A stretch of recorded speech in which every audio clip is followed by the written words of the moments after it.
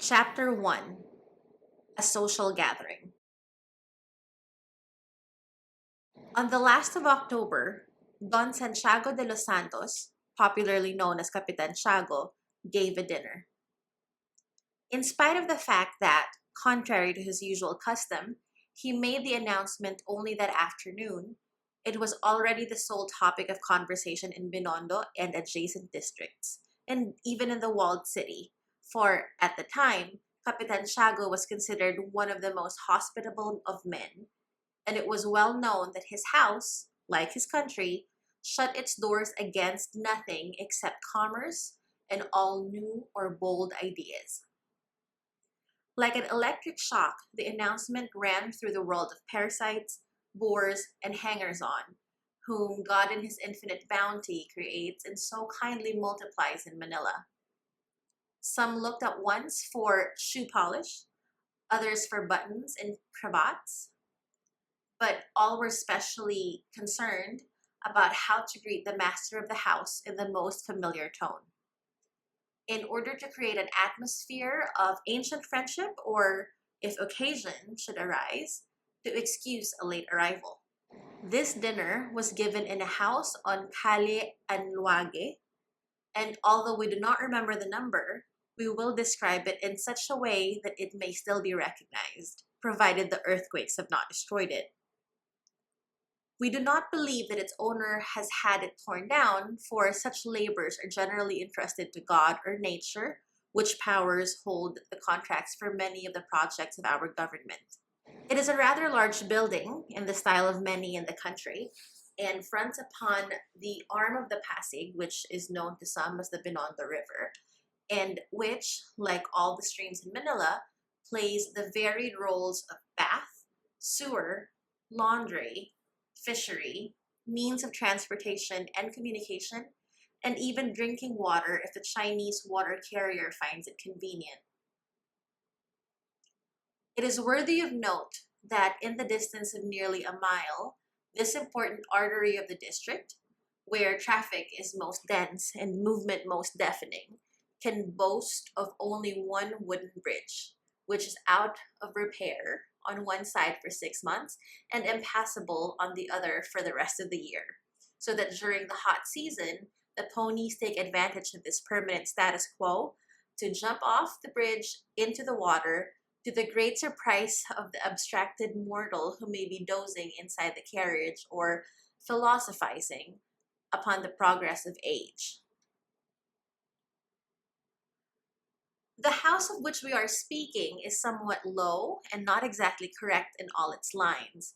Whether the architect who built it was inflicted with poor eyesight, or whether the earthquakes and typhoons have twisted it out of shape, no one can say with certainty. A wide staircase with green newels and carpeted steps leads from the tiled entrance up to the main floor between rows of flower pots, set upon pedestals of motley colored, fantastically decorated Chinese porcelain. Since there are neither porters nor servants who demand invitation cards, we will go in. O you who read this, whether friend or foe, if you are attracted by the strains of the orchestra, the lights, or the suggestive rattling of dishes and knives and forks, and if you wish to see what such a gathering is like in the distant Pearl of the Orient, gladly and for my own comfort, I should spare you this description of the house, were it not of great importance, since we mortals in general are not very much like tortoises. We are esteemed and classified according to our shells. In this and still other respects of the mortals of the Philippines, in particular also resemble tortoises. If we go up the stairs, we immediately find ourselves in a spacious hallway, called there for some unknown reason, the Haida, which tonight serves as the dining room, and at the same time affords a place for the orchestra. In the center of a large table, profusely and expensively decorated, seems to beckon to the hanger-on with sweet promises, while it threatens the bashful maiden, the simple dalaga, with 2 mortal hours in the company of strangers whose language and conversation usually have a very restricted and special character. Contrasted with these terrestrial preparations are the motley paintings on the walls representing religious matters, such as purgatory, hell, the last judgment, the death of the just, and the death of the sinner. At the back of the room, fastened in a splendid and elegant framework in the Renaissance style, possibly by Arevalo, in a glass case in which are seen the figures of 2 old women. The inscription on this reads, Our Lady of Peace and Prosperous Voyages, who is worshipped in Antipolo, visiting in the guise of a beggar the holy and renowned Capitana Ines during her sickness. While the work reveals little taste or art, yet it possesses in compensation an extreme realism, for to judge from the yellow and bluish tints of her face, the sick woman seems to already be a decaying corpse.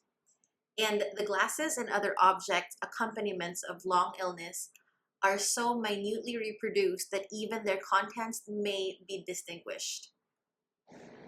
In looking at these pictures, which may excite the appetite and inspire gay bucolic ideas, one may perhaps be led to think that the malicious host is well acquainted with the characters of the majority of those who are to sit at his table, and that, in order to conceal his own way of thinking, he has hung from the ceiling costly Chinese lanterns, bird cages without birds, red, green, and blue globes of frosted glass, faded air plants, and dried inflated fishes, which they call potetes. The view is closed on the side of the river by curious wooden arches, half Chinese and half European, affording glimpses of a terrace with arbors and bowers faintly lighted by paper lanterns of many colors. In the sala, among massive mirrors and gleaming chandeliers, the guests are assembled. Here, on a raised platform, stands a grand piano of great price, which tonight has the additional virtue of not being played upon. Here, hanging on the wall, is an oil painting of a handsome man in full dress, rigid, erect, straight as the tasseled cane he holds in his stiff, ring-covered fingers. The whole seeming to say, see how well dressed and how dignified I am. The furnishings of the room are elegant and perhaps uncomfortable and unhealthful, since the master of the house would consider not so much the comfort and the health of his guests as his own ostentation. A terrible thing is dysentery, he would say to them, but you are sitting in European chairs, and that is something you don't find every day. This room is almost filled with people, men being separated from the women as in synagogues and Catholic churches. The women consist of a number of Filipino and Spanish maidens who, when they open their mouths to yawn, instantly cover them with their fans, and who murmur only a few words to each other, any conversation ventured upon dying out in monosyllables like the sounds heard in a house at night, sounds made by rats and lizards. It is perhaps the different likeness of Our Lady hanging on the walls that force them to silence and a religious demeanor, or is it that women here are an exception? A cousin of Capitan Tiago, a sweet-faced old woman who speaks Spanish quite badly, is the only one receiving the ladies. To offer the Spanish ladies a plate of cigars and buyos. To extend her hand to her countrywomen to be kissed? Exactly as the friars do. This is the sum of her courtesy, her policy. The poor old lady soon became bored and, taking advantage of the noise of a breaking plate, rushed precipitately away, muttering, Jesus, just wait, you rascals, and failed to reappear. The men, for their part, are making more of a stir. Some cadets in one corner are conversing in a lively manner, but in low tones, looking around now and then to point out different persons in the room, while they laugh more or less openly among themselves. In contrast, 2 foreigners dressed in white are promenading silently from one end of the room to the other, with their hands crossed behind their backs, like the bored passengers on the deck of a ship. All the interest and the greatest animation proceeded from a group composed of two priests, two civilians, and a soldier who were all seated around a small table on which are seen bottles of wine and English biscuits. The soldier, a tall elderly lieutenant with an austere countenance, a Duke of Alva straggling behind the roster of the civil guard, talks little but in a harsh, curt way. One of the priests, a youthful Dominican friar, handsome, graceful, polished as the gold-mouthed eyeglasses he wears, maintains a premature gravity. He is the curate of Binondo and has been, in former years, a professor in the College of San Juan de Letran, where he enjoyed the reputation of being a consummate dialectician, so much so that in the days when the sons of Guzman still dared to match themselves in the subtleties with laymen, the able disputant B. de Luna had never been able to either catch or to confuse him. The distinctions made by Fray Sibilla, leaving his opponent in the situation of a fisherman who tries to catch eels with a lasso. The Dominican says little, appearing to weigh his words. Quite in contrast, the other priest, a Franciscan, talks much and gesticulates more. In spite of the fact that his hair is beginning to turn gray, he seems to be persevering well his robust constitution, while his regular features, his rather disquieting glance, his wide jaws, and Herculean frame gave him the appearance of a Roman noble in disguise and make us involuntarily recall one of those three monks of whom Heine tells his Gods in Exile, who at the September equinox in the Tyrol used to cross the lake at midnight, and each time place in the hand of the poor boatman a silver piece, cold as ice, which left him full of terror. But Fray Damaso is not so mysterious as they were. He is full of merriment, and if the tone of his voice is rough like that of a man who has never had occasion to correct himself and who believes that whatever he says is holy and above improvement, still his frank, merry laugh wipes out his disagreeable impression and even obliges us to pardon his showing the room bare feet and hairy legs that would make the fortune of Mendita in the Quiapo fairs. One of the civilians is a very small man with a black beard, the only thing notable about him being his nose, which, to judge from its size, ought not to belong to him. The other is a rubicund youth who seems to have arrived but recently in the country. With him, the Franciscan is carrying on a lively discussion. "You'll see," the friar was saying. "When you've been here a few months, you'll be convinced of what I say. It's one thing to govern in Madrid and another to live in the Philippines." "But I, for example," continued Fray Damaso, raising his voice still higher to prevent the other from speaking. "I, for example, who can look back over 23 years of bananas and morisqueta, know whereof I speak. Don't come at me with theories and fine speeches, for I know the Indian. Mark well that the moment I arrived in the country, I was assigned to a town, small it is true, but especially devoted to agriculture. I didn't understand Tagalog very well then, but I was soon confessing the women, and we understood one another, and they came to like me so well that 3 years later, when I was transferred to another and larger town, made vacant by the death of the native curate, all fell to weeping and heaped gifts upon me. They escorted me with music. But that only goes to show, wait, don't be so hasty. My successor remained a shorter time, and when he left, he had more attendants, more tears, and more music. Yet he had been more given to whipping and raised the fees in the parish to almost double. But will you allow? But that isn't all. I stayed in the town of San Diego 20 years, and it has only been a few months since I left it." Here he showed signs of chagrin. 20 years, no one can deny, are more than sufficient to get acquainted with a town. 20 years, no one can deny, are more than sufficient to get acquainted with a town.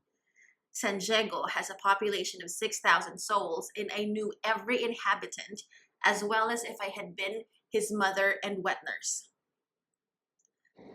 I knew in which foot this one was lame, where the shoe pinched that one, who was courting that girl, what affair she had had and with who was the real father of the child, and so on. For I was the confessor of every last one, and they took care not to fail in their duty.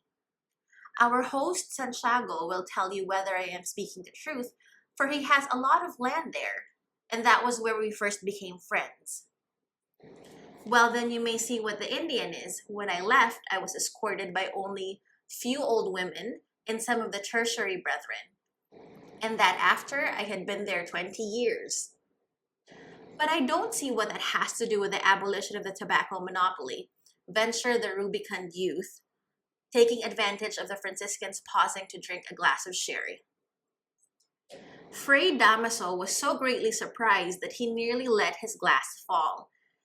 He remained for a moment staring fixedly at the young man. "What? How's that?"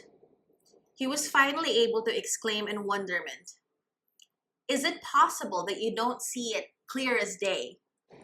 Don't you see, my son, that all this proves plainly that reforms in the ministers are irrational?" It was now the youth's turn to look perplexed. The lieutenant wrinkled his eyebrows a little more, and the small man nodded toward Fray Damaso equivocally. The Dominican contented himself with almost turning his back on the whole group. "Do you really believe so?" the young man at length asked with great seriousness, as he looked at the friar with curiosity. "Do I believe so? As I believe the gospel, the Indian is so indolent." "Ah, pardon me for interrupting you," said the young man, lowering his voice and drawing his chair a little closer. "But you have said something that awakens my interest. Does this indolence actually naturally exist among the natives?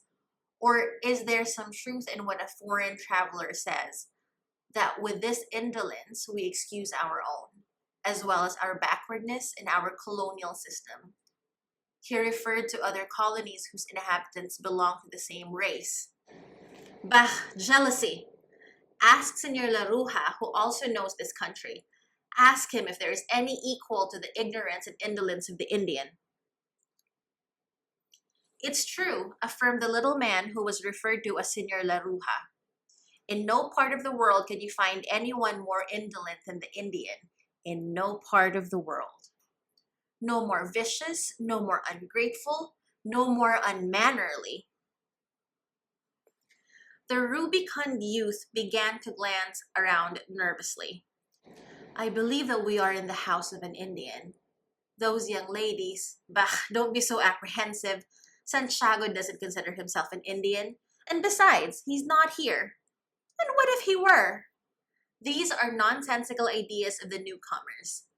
Let a few months pass and you will change your opinion after you have attended a lot of fiestas and bailuhan, slept on cots, and eaten your fill of tinola." "Ah, is this thing that you call tinola a variety of lotus which makes people forgetful?" "Nothing of the kind," exclaimed Fray Damaso with a smile. "You're getting absurd. Tinola is a stew of chicken and squash. How long has it been since you got here?" "4 days," responded the youth, rather offended. "Have you come as a government employee?" "No, sir. I've come at my own expense to study the country." "Man, what a rare bird!" exclaimed Fray Damaso, staring at him with curiosity. "To come at one's own expense for such foolishness. What a wonder! When there are so many books, and with 2 finger breadths of forehead, many of them written books as big as that. With 2 finger breadths of forehead." The Dominican here brusquely broke upon the conversation. "Did your reverence, Fray Damaso, say that you had been 20 years in the town of San Diego and that you had left it? Wasn't your reverence satisfied with the town?"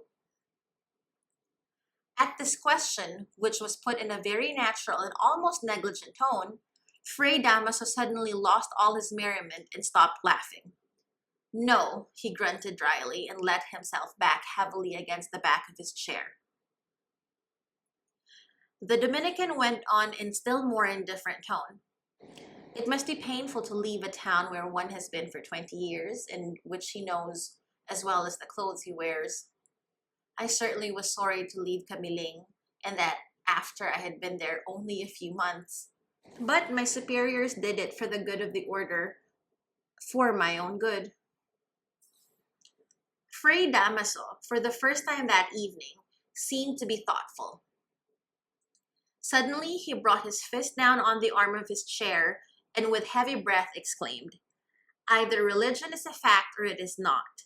That is, either the curates are free or they are not. The country is going to ruin. It is lost." And again, he struck the arm of his chair. Everybody in the sala turned toward the group with astonished looks.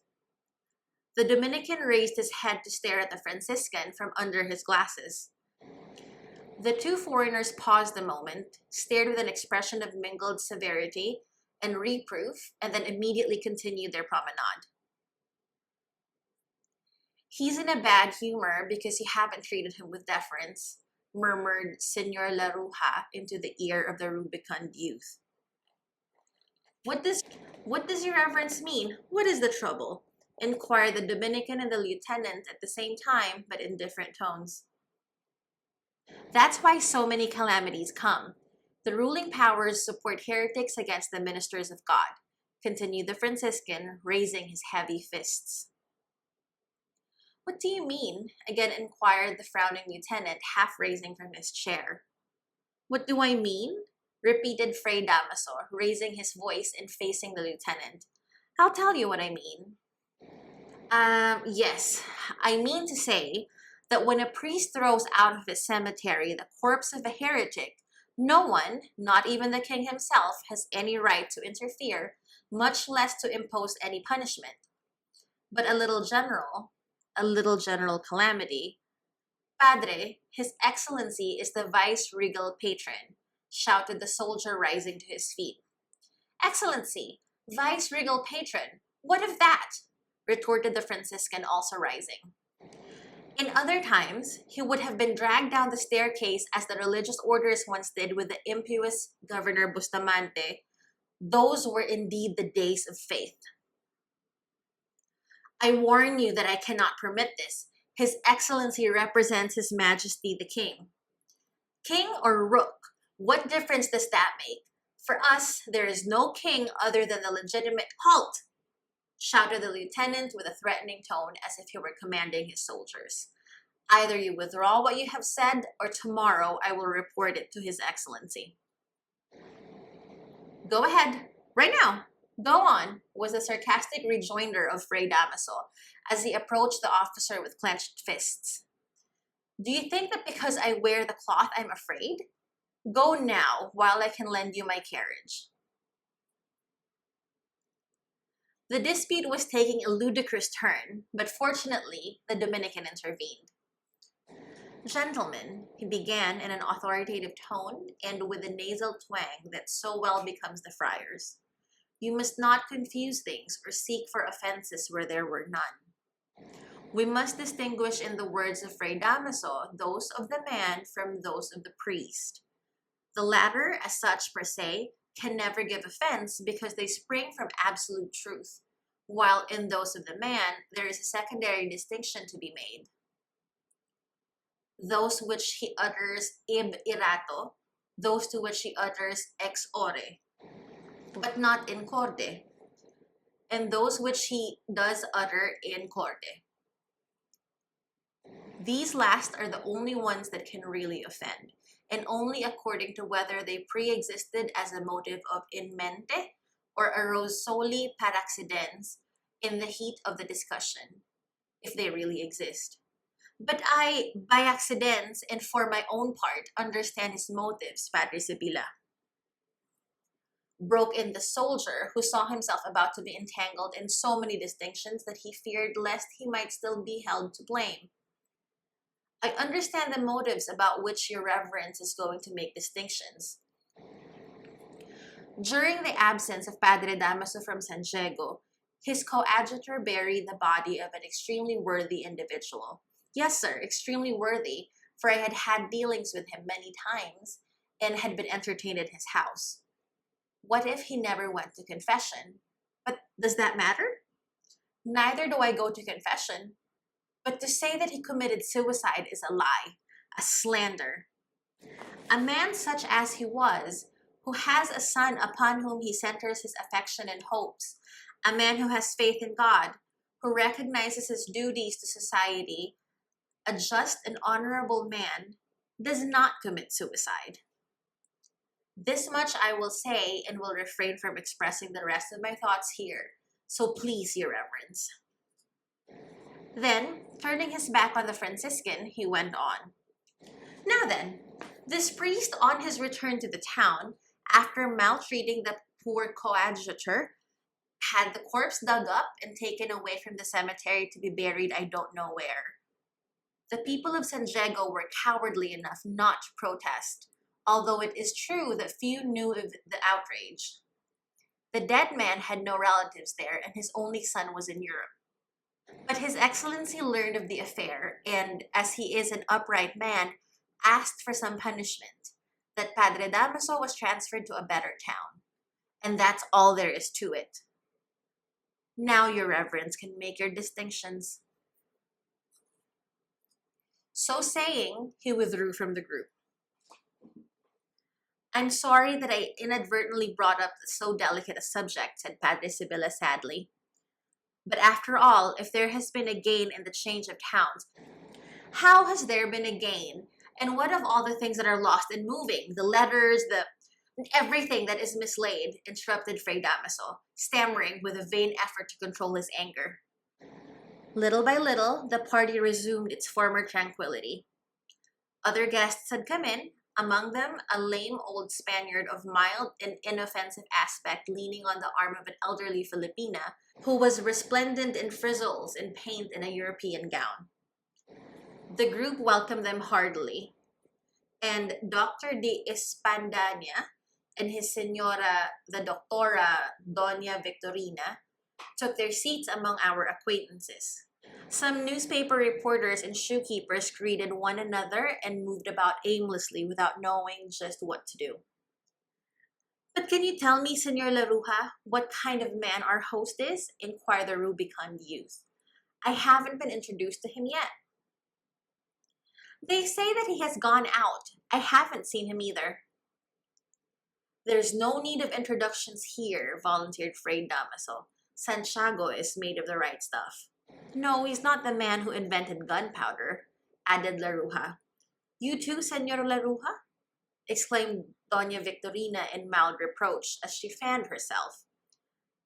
How could the poor man invent gunpowder if, as is said, the Chinese invented it centuries ago?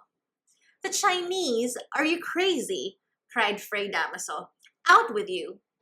A Franciscan, one of my order, Fray, what do you call him, Savals, invented it in the 17th century. A Franciscan? Well, he must have been a missionary in China, that Padre Savals, replied the lady, who did thus easily part from her beliefs. Short, perhaps you mean, Senora, said Fray Sibylla without looking at her. I don't know. Fray Damaso said a Franciscan and I was only repeating. Well, Savals or Chevas, does it matter? The difference of a letter doesn't make him a Chinaman, replied the Franciscan in bad humor.